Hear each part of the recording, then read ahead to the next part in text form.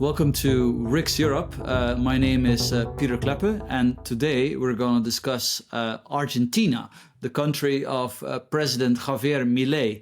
Now, Argentina has been governed very poorly for about a century. You can argue it used to be one of the richest countries in the world more than 100 years ago.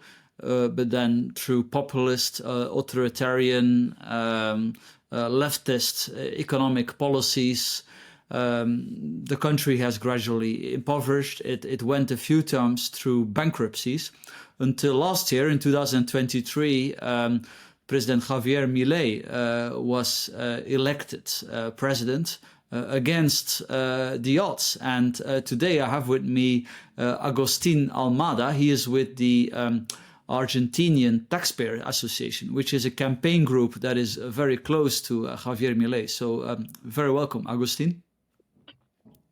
Very thanks for your welcome, Peter. And we met here in Buenos Aires a few months ago, 1 month ago.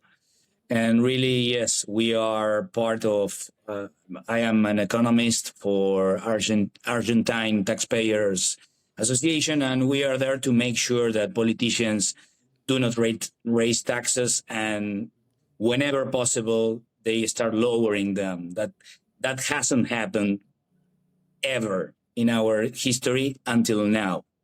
Milei, in December 2024, he signed the pledge for taxpayers in when he was running for representative or deputy in Argentina to get into the Congress.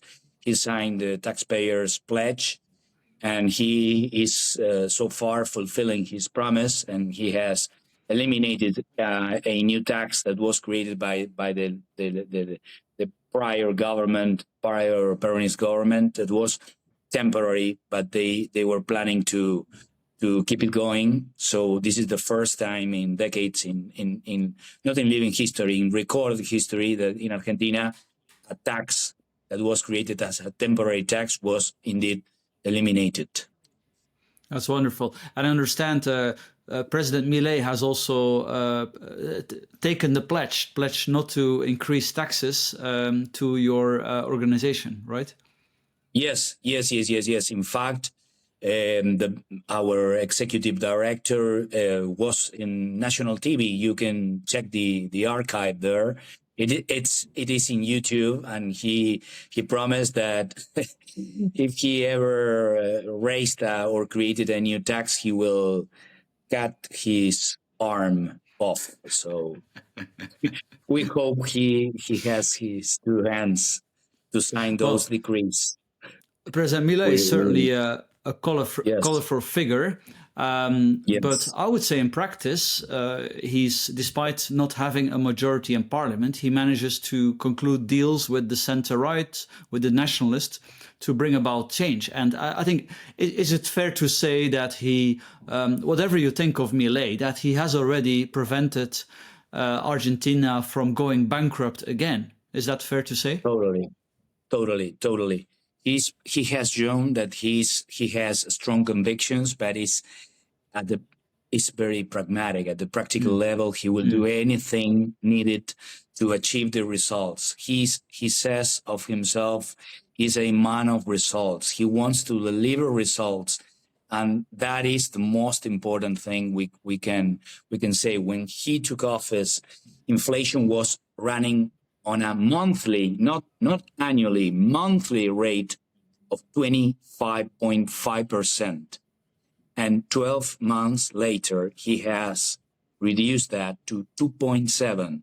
And even it was in November, it was 2.4. So we can say that on a monthly basis, inflation rate was reduced in a single year by a tenth. It is a tenth by a 90%. And if we annualize that figure, it was running at 1,426%. And it is now, with the December figures, around 38%. So, and if we talk about wholesale inflation, the results are even more striking. wholesale inflation was running in Argentina during December 2023, when Milei was sworn in, was inaugurated at 54% month and month. That is 17,000%. And it is now, in December, the latest reading, it was 0.8% monthly. Wow. That is a 10% annually. So wholesale prices from 17,700% to 10 in Wow. 12 months. And of course, Of if you're just- like Yes. if you're like an ordinary saver, this is very important. I mean, imagine if you're trying to save in pesos, you are basically expropriated with inflation like that. Yes. So explain, how has he achieved that? Well, he basically, so inflation, when he took office, Argentina was heading for a hyperinflation. In fact, I was optimistic, and I was fearing a hyperinflation, and there was a risk of social turmoil. So he basically froze all federal expenditure, even the discretionary amounts that were sent to the provinces, that were totally frozen.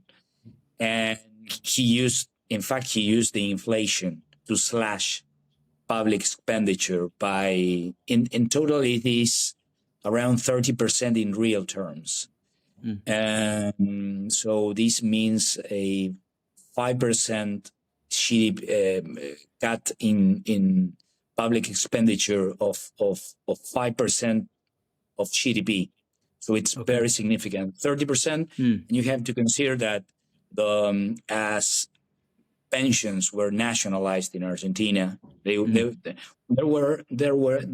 once private, but the leftist governments nationalized pensions, and they promised people that they will be earning a fair amount, and they were earning $130 a month, so or even less than $100. So what I am saying is that they applied the blender and also the chainsaw, Yes. and bring deficit under control for the first time. Yes, in many years, in almost 2 decades. So that there was also monetary policies that were very stringent. Okay. And that meant a recession, but in the end, it was very short-lived. And in fact, the recession had started 1 year and a half before Milei was sworn in. And the monetary policies, these are the policies of the central bank, then? Yes, basically, the central bank froze. So it was a conundrum, because when inflation is running at the rates I have just mentioned, and the central bank has been, so the central bank in Argentina has been financing the government for like 20 years. So they were printing this money, and then in order to prevent this money from raising prices, they were printing some debt, central bank debt. So this created like a snowball of debt in pesos. Okay. And basically people, investors, companies were asking for more and more interest rates. And where your annualized CPI inflation is running at 1,400%, then they in fact reduced interest rates, and that was the key. This was Can Milei affect that, because he's the president? Of course, I mean, in theory, he should not be allowed to affect the policies of the central bank. Yes, but in Argentina, central bank is, if it was ever independent, it ceased to be independent in 2002, when they And it is not it is not independent. What Milei is doing is basically using the fiscal surpluses that were that the fiscal deficits are now fiscal surpluses, and he's using his fiscal surpluses to recapitalize, to clean up the balance sheet of the central bank. So he's basically doing this. But you cannot have an independent central bank when you are in the brink of hyperinflation. Sure. You have capital controls, and you are 1 week away from a debt default. Sure. So and also they if you took see a pragmatic approach, and they said, well, this central bank is not independent. We need to rescue it, and they did it. And of course, the idea of an independent central bank is that it has to be, resisting the efforts of the politicians to expropriate savers. But if it's actually active in expropriating savers itself, then I personally would agree that it's fair for the politicians to stop this, monopolistic state institution from doing that.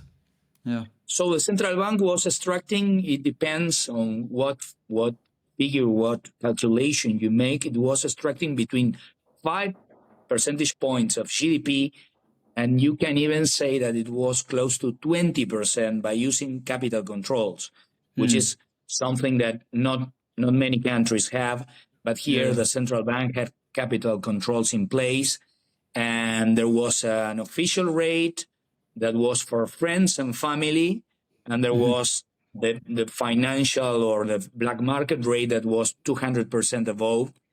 So when they say Milei devalued the currency, and that provoked a spike in poverty, excuse me, there were no more dollars in the central bank. The financial rate was 200% above the commercial rate. And if you say the official rate is 300 pesos for dollar, but you don't have any more dollars, and the market rate is 1,000, then the real rate is 1,000. Milei just did the only thing that was available, because there were no more dollars in the central bank. Nobody was lending us any more dollars.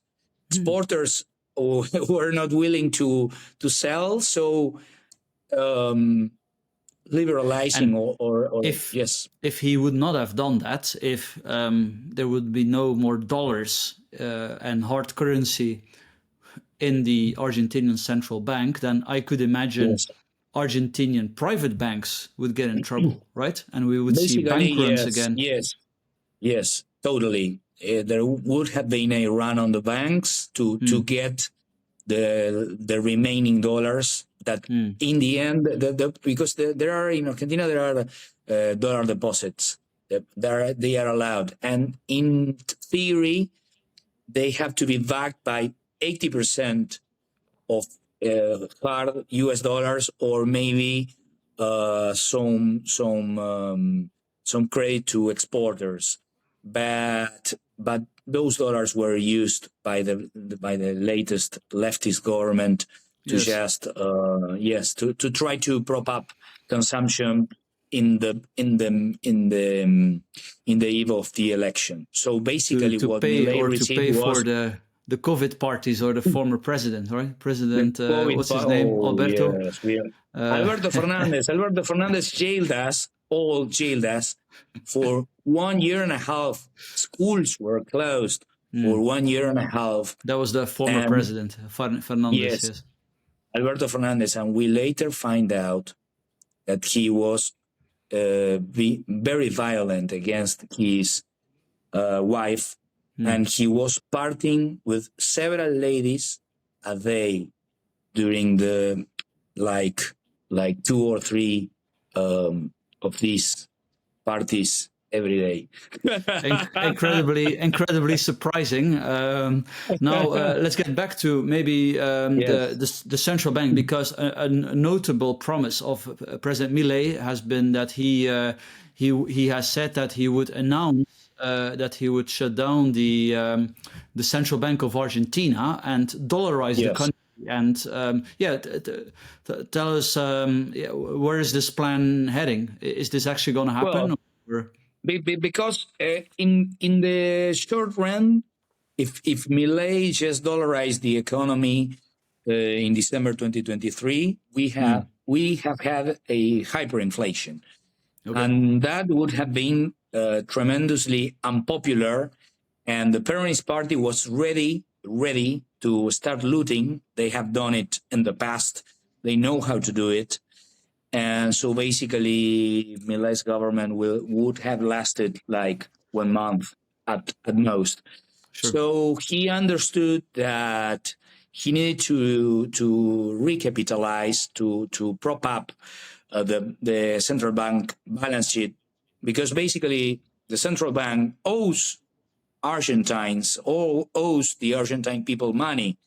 If you basically say the central bank is bankrupt, the only people who will end up fine will be those who are holding dollars. In Argentina, let's say 10-20% of the population owns a reasonable amount of dollars, but Milei was voted by 60% or close to 60% of the population. So that would have meant that basically there would have been 10% of the population living very well in the midst of a hyperinflation, and the rest going literally hungry. So it was not possible to do it straight away. They are trying to recapitalize the central bank and to go through this dollarization smoothly. So Milei is being totally striking, totally rough in the fiscal front and maybe in the monetary printing front, but in terms of dollarization and protecting the value of the peso, he has been better than any other politician before, even though he was against the peso. Yes. And they said they were for the peso, but sound fiscal and monetary policies are showing that they are the best, even for the most abject currencies. No matter, that said, government is advancing into setting up the legal framework in order for people to be able to use dollars freely, and any other currencies. So that's going according to plan. Sure. Because often in Argentina you would still pay, well, most of the time with peso, even if I guess people would allow you to pay in dollar. So that's very interesting. It also sort of, despite all the sort of the image that we see of Milei as let's say colorful figure, like he's actually quite pragmatic, as you explain. Now there's important elections coming up in Argentina, I think in September or October, right? Where part of the parliament will have to be re-elected. Tell us about that. There was a big alliance between Milei, I think, and the center-right party. So how important are these elections? And what can we expect from them? They are very important, but I would say yes, basically Milei has achieved even past very important reforms with not even a third in parliament, not in the representatives in the House or in the Senate, and he was able to pull out these reforms, these feats. So basically, the center, the classical center-right electorate that was, let's say, upper middle class and upper class, except for the Peronist clique, they were voting they voted for Milei at least in the second round. But we have to consider that Milei is also Milei was voted heavily by middle lower class people, informal workers. So people from from very humble backgrounds. So Milei is not a president for the elites or the wealthy. Milei is a president especially for poor people. Poor people are doing great in Argentina. Poverty is falling from a cliff. So going back to your question about elections, what's really happening, what has been really happening is that the center-right alternative or the center alternative is melting, and they are finally merging with La Libertad Avanza, with Liberty or Freedom Goes Forward. That's the name of Milei's party. And if the economy keeps performing and this alliance is not derailed, if there are no shocks, everybody's expecting a very sound election result for Milei, and that could be really that could really bring change. That's fantastic, because I think it's fair to say that even if Milei would somehow fail or be ousted this year, let's hope not, but even if that happens, I mean, he has caught the attention of the world. I remember at the beginning when he was elected, sort of the mainstream financial press, like the Financial Times and The Economist, they were relatively hostile to Milei. People were even describing him as a fascist, which is ridiculous because he's against the state, and fascists like Mussolini love the state. But nevertheless, I mean, it's just amazing how when you need to make the case for smaller government, that Argentina from now on can serve as an example of, you know, how these kind of policies, as you explain, are ultimately beneficial to the poorest, because they see their purchasing power protected, and you avoid, you know, bank runs, you avoid national bankruptcy, unrest in society. Do people in Argentina realize that the whole world is actually now closely watching the country?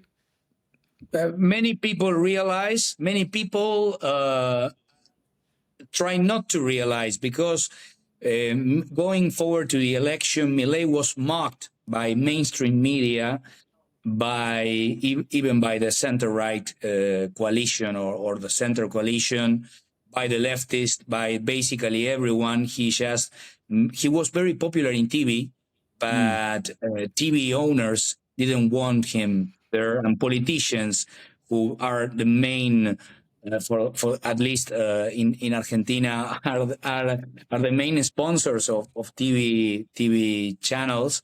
They didn't want Milei, but Milei really ratings went up when Milei was airing. So he used the media, and basically very heavy use of social media. That was incredible what he did in TikTok. I am like sort of missing the point of your question, but I really would say that it is hard to recognize when you are wrong. And they were wrong about Milei all the time. Maybe Milei has different personalities and means different things for different people, but Milei basically represented lower middle class youth. The youth likes rough talk, doesn't like political correctness, is fed up with political correctness, at least in Argentina, a country which offered no alternative for them. So he was rough in his interviews, but he was sound, and the mainstream media and even economists failed to recognize that. And I am happy that after many months of saying that Milei was this and was that, finally The Economist and Time Magazine and many other mainstream outlets are recognizing that Milei's policies are sound, and in Europe you can avoid ending up like Argentina. Yes. You try to do it, because it's very difficult. I would say I embraced personally Milei when I saw him running. I said, this guy is crazy, but he says things as they are. He doesn't mince words. And that was his style. And he was voted by lower middle class and lower and very poor people. That's why his style was rough and in some kind you can say there were antics there, but Yes. it was necessary. Well, I noticed that they're now trying to attack him in a different way. I saw this article in The Guardian, the left-wing newspaper, where they claimed Yes. that Argentina and its government is deploying drones for police purposes with AI.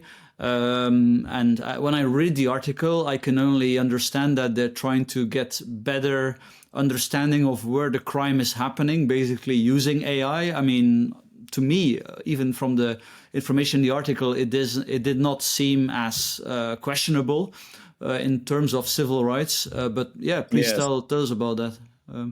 Well, basically, Milei having very little representation in Congress, and only the federal government. Argentina is a federal republic, so provinces are responsible for their security, but crime rate is at its lowest in 25 years, especially in Rosario. That was it is a port similar to Brussels, smaller but similar to Brussels, and it was taken by drug cartels that were using the port to exporting illicit drugs to Europe mainly. Well, there Milei applied following the law with almost, I think there was not a single person, not a single criminal killed, but they rounded them up, and the homicide rate in Rosario is down 70%. Okay. Wow. And even if you consider that during the first part of the year, the drug cartels they started a terrorist campaign, killing random civilians. They killed taxi drivers, petrol station workers, so to infuse terror in the population. And let me tell you something: the people who suffer crime and lack of public safety the most are the poorest. They are happy. What they even want more. And there is not a single real credible accusation of human rights violations from the Milei administration. Let me tell you something. Argentina used to have thousands of violent protests every year. And this year they have been minimal, and there is not a single people that was killed, not even a single severely wounded. And he basically, this administration basically reestablished public order, Yes. applying the law, and there are no casualties. Okay. Well, yeah, that's great. I saw that there were some protests where the protesters had to stay on the pavement. They were not allowed to block the traffic, which is indeed, according to me, great to see, because it's getting really fashionable in Europe to have all kinds of wild protests. We see the climate activists, for example, just blocking the roads, but also the farmers. I mean, there's nothing wrong with protest, but I think the sensible thing is just to request a permit, so the authorities can make sure that it happens in an orderly manner. And interestingly, this is also an aspect of the Milei Revolution, that he seems to have made a lot of progress on that. Yeah. You in Argentina, you can protest anytime you want. Only if you are planning to blocking on a street because there is going to be many people gathering, you have to ask for a permit. and those permits have been given. If these are peaceful protests, and if you check the YouTube and you say Milei repression, you will not find a single people killed or severely wounded in these repressions. But all of these repressions were started because protesters were not peaceful at all. They were throwing anything they had, Molotov cocktails. They were even setting up cars on fire, attacking people that was passing by. So repression was necessary because they were committing serious crimes. So maybe one last question. How long do you think Milei aims to be in power? Like, has he made any pronouncement on how many years he needs to get Argentina where he wants it to be?